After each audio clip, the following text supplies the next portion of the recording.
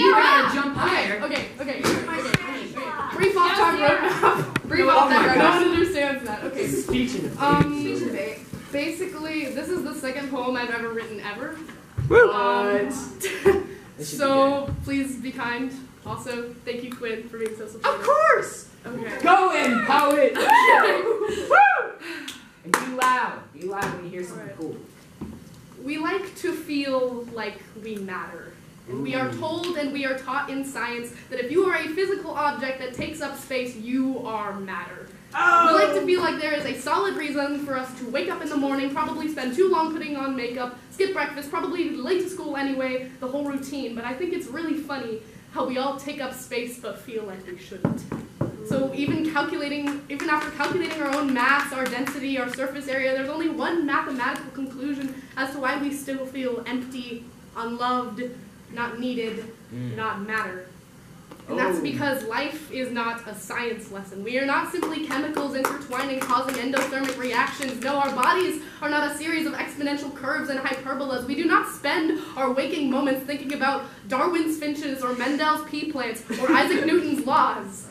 But for me, it's out of my hands. It's not really up to me anymore as to whether or not I exist. And that cute boy in broadcasting will graze my arm with his hand and tell me, good job, and I'll think about it for days, about how the simple motion of fingers against skin for half a moment was all it took to convince myself that I matter, be it just for a minute. So I can't decide if the blood flowing through me deserves to continue or if my cells regenerated is a signal to keep going. And I have no idea if the constellations are right when they tell me that I'm a strong Sagittarius, that I'll marry a Libra and live a beautiful, happy life in Tampa Bay, Florida, with my 9 extremely intelligent children. But even for a gal who's pretty good at math, it's always been my strong suit. I'm smart enough to know you can't plug love, support, and emotional connection into the quadratic equation to solve for X. And although there's a mathematically infinite amount of possible numerical combinations, none of them will ever be able to substitute the feeling of your hands on my back and mine on yours. And that is why I'll sit in your car for hours and play pretend as if I know exactly who I am and what I want and what I'm going to do, as if I have some sort of specific trajectory for where I am going to land. But in reality, I couldn't tell you what log base 3 of 9,000 is, but every equation I've simplified so far has always come back to you. Because you make me feel like I matter. So when our lips touch, I don't know if it's an electrical current running through me or if it's just some kind of horrible, disgusting, disgraceful attraction. A foreign concept only fools believe in because there are no set rules, no boundaries, calculations, limits, factors, properties, anything. Anything is a better explanation than this.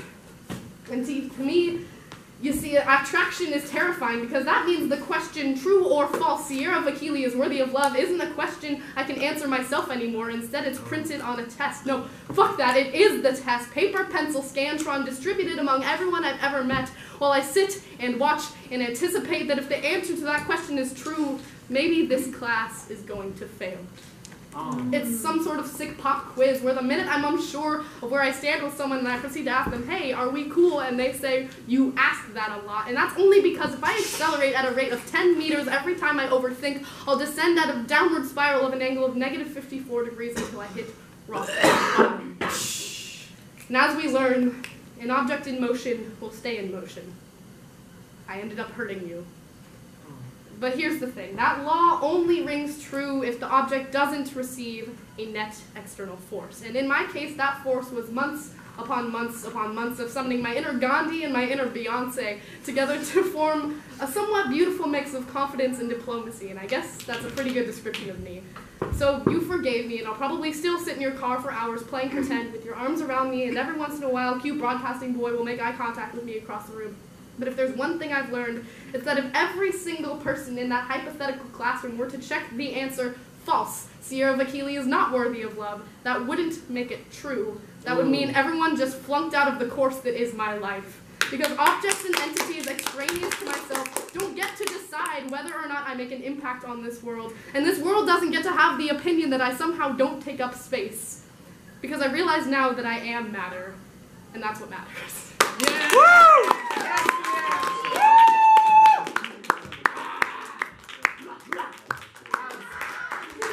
That was straight fire.